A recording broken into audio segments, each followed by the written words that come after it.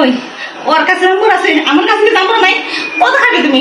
চলো আজ তোমাকে নাম্বার খাওয়াবো না দাদা। সারাটা কেবল শুকিয়ে থাকবে। আমার একটু পড়ার জায়গা আছে না, কত জায়গা আমি নিজেও জানি না কত জায়গা। তোরে যদি আমি অতীতে অল্প জায়গা দেই তাহলে তুই একটা আলিশান ভাবে থাকতে পারবি। তোর জামাইটা কিছু করে না। এই যে ল, এই যে 1 লাখ টাকা তোরে নগদ দিলাম, ঠিক আছে? জামাই একটা ব্যান্ড ট্যান্ড বা একটা দোকান কারণ কইরা দিস, জামাই খুশি থাকবো।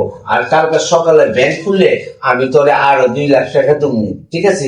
ওইটা তুই শুধু কসমেটিক কিনবি, তোর প্রসাধনী কিনবি, তুই ঠিকঠাক থাকবি রানীর মতো। বাড়ি সব আমার, সব আমার, সত্যি সব আমার। আমি কি মিশা কথা বলতেছি নাকি? হ্যাঁ দাদা, যেহেতু আমি টাকা পাবো, বাড়ি পাবো, সম্পত্তি পাবো, আমি রাজরানীর মতো থাকবো, আমি সারা জীবন সুখে থাকবো। দাদা আমি রাজি আছি। তোর মালকিন কাছে না আমার কাছে শুনলে লাগতেছে না। কোন দিন লাঠি এক্সট্রা দিয়ে বাইক করে দিই, চল তালাক তোর দিয়ে দেবো। আমি তোরে নিয়ে নেবো আমার কাছে।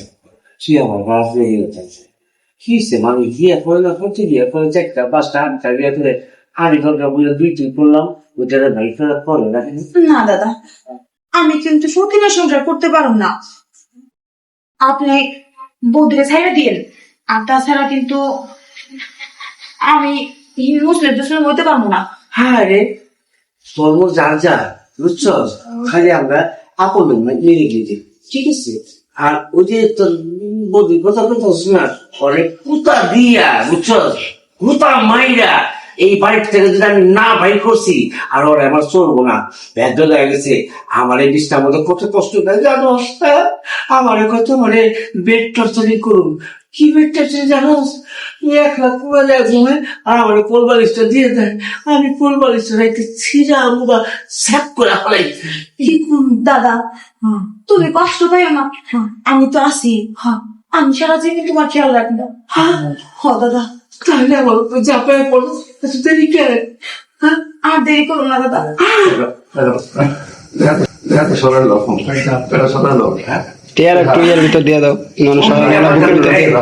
এই যে ওখানে চাপায় দাও। হ্যাঁ হ্যাঁ, রুল রুল, ওখান থেকে টাকাটা হ্যাঁ হ্যাঁ, রুল রুল 5 4 3 2 1 রুল অ্যাকশন। তাহলে আর দেরি করো না, এখন যাবাই করি। মেয়ে বিরাজি কেউ কেউ খাচ্ছি যাবা। মিষ্টি বৌদি, আপনি সি সি সি সি, আমার ভাবতেও অবাক লাগতেছে যে তুমি আমার স্বামী। এই তুমি এতটা নিচে কি করে নামলে? মার্কেটে গেলা এত তাড়াতাড়ি এখন না?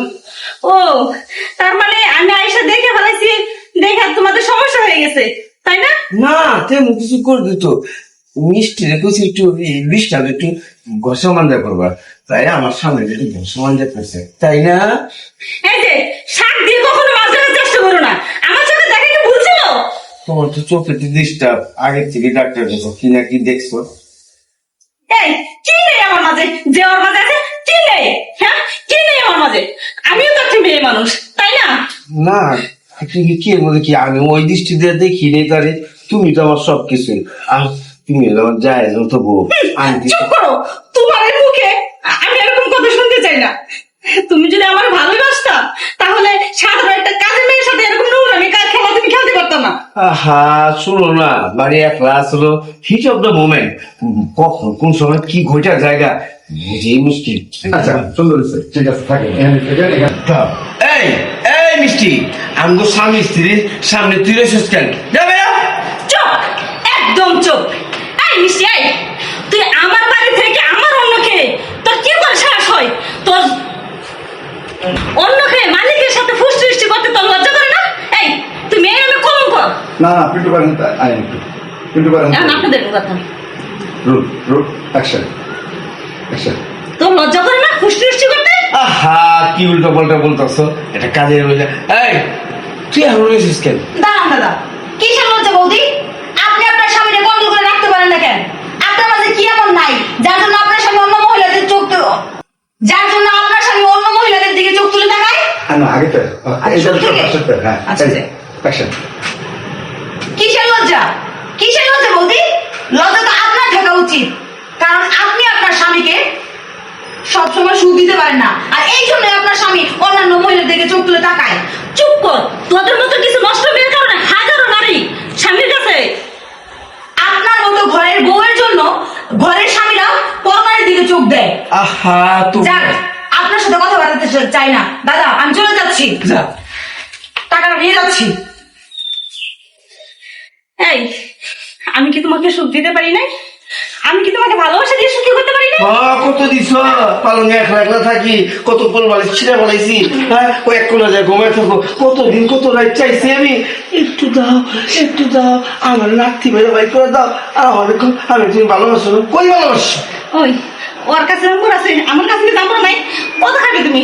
চলো। হ্যালো গাইস, আসসালামু আলাইকুম। সবাই কেমন আছেন? আমাদের পুরো নাটকটি ইউটিউবে দেখতে পারবেন ঈদের ভিতর। আমরা এটা শুটিং ভিডিও দেখেছি। আমাদের ইউটিউব চ্যানেলের পাশে থাকবেন এবং আমার চ্যানেলটি সাবস্ক্রাইব করে রাখবেন, লাইক কমেন্ট শেয়ার করবেন।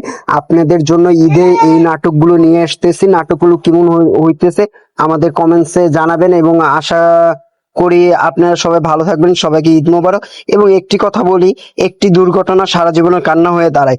আমরা যখন গন্তব্যস্থানে গ্রামের বাড়িতে যাব, অবশ্যই গ্রামে যাওয়ার আগ দিয়ে প্রস্তুতি ভালোভাবে নিব এবং কখনো লঞ্চ হোক, ট্রেন হোক বা গাড়ি হোক, আমরা তাড়াহুড়া করে জানি না উঠি, কারণ তাড়াহুড়া করে উঠতে গেলে একটি দুর্ঘটনা হতে পারে। একটি দুর্ঘটনা সারা জীবনে কান্না, একটি পরিবারের জন্য কান্না হয়ে দাঁড়ায়। তাই আমরা সকলে সাবধানে ঈদের বয়ে আনুক সবার জীবনে সুন্দর মনোরম পরিবেশ।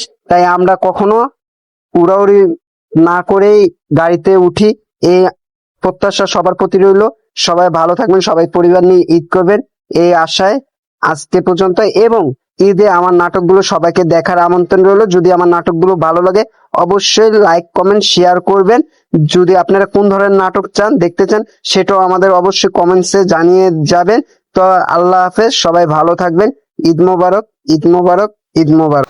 আমার RTM24 ইউটিউব চ্যানেলটা সবাই সাবস্ক্রাইব করে রাখবেন।